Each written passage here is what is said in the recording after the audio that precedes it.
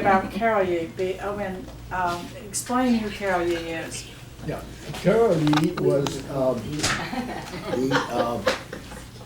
very knowledgeable, wonderful, great politician, except that he got his own government slammed him into a you shall not return here for 25 years. He was Hungarian. Hungarian. And so who actually ended up being an ambassador from Hungary to France in the early 50s. And Mr. Carol Yee came across a piece of property in the south of France that had a fantastic view of the Mediterranean and so forth, where he wanted to find his retreat. And so the minute that Stetson heard about this or read about it in Hungarian newspapers and so forth, he was into a taxi cab or a train or something because he adored this man. And so he rushed down there and spent quite a lot of time in January of one of the 1950s. I'm not sure which one it is. One thing about the property, it was an old olive grove and had a very old farmhouse on it. And so they built, Mr. Carol Yee and his wife, who stayed in the South, they built cottages around for artists or writers or whoever to come and stay or have a retreat and just live there. So that's, I think, where Stetson stayed in one of the cottages there. Stetson got his scholarship. He was the first American to be a guest at this retreat. Well, it wasn't until recently that I came to understand how important that was, Scott, because Stetson had left wife number 2 in a Florida Motor Lines bus about 100 yards north of here, and had gone to Geneva to testify before the UN about forced labor in America.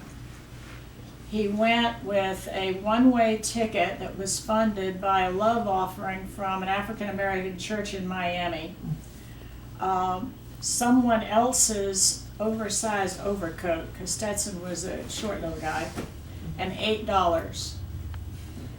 He went to Geneva. He testified. Jim just found in the Georgia State collection the testimony that he gave to the United Nations. But there he was stuck. Didn't have a way to get back. But because he had written by that time 2 well-known books about racial inequality in America, he was well known among the intelligentsia of France.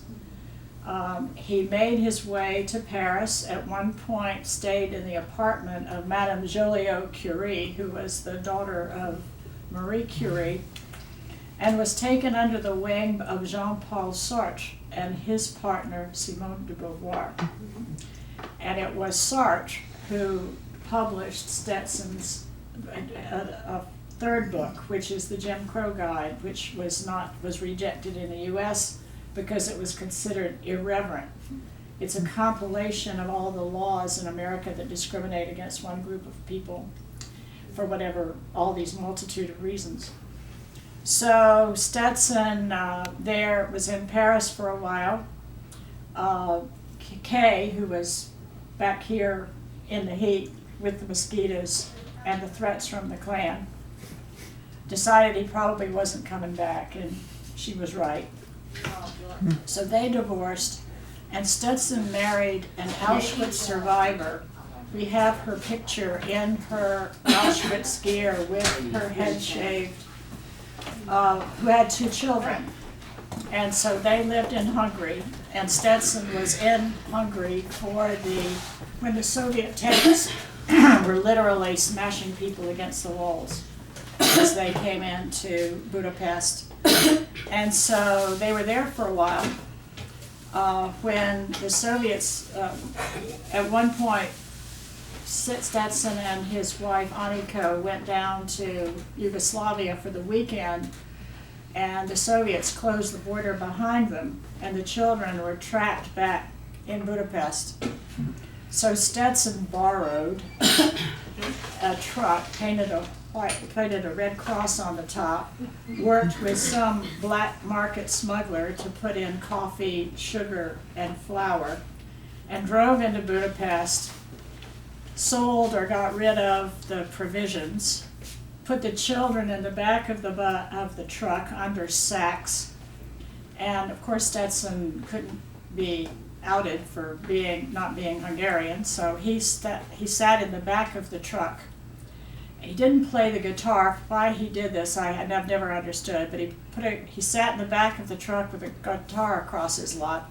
So when the Soviet guards flicked up the back of the truck, there sat goony-looking Stetson with a guitar in his lap. So the guy figures out, there's nothing nefarious here. The children were hidden under the sacks. So they went to Paris after that, but they were destitute. Stetson told me that Anniko put her 2 children in a Catholic school. Annie Freeberg, who was Anniko's daughter, said they were in an orphanage. Stetson and Anniko could not feed them. And it was then that he applied for the fellowship that took him to Carol Yee, whom he very much respected.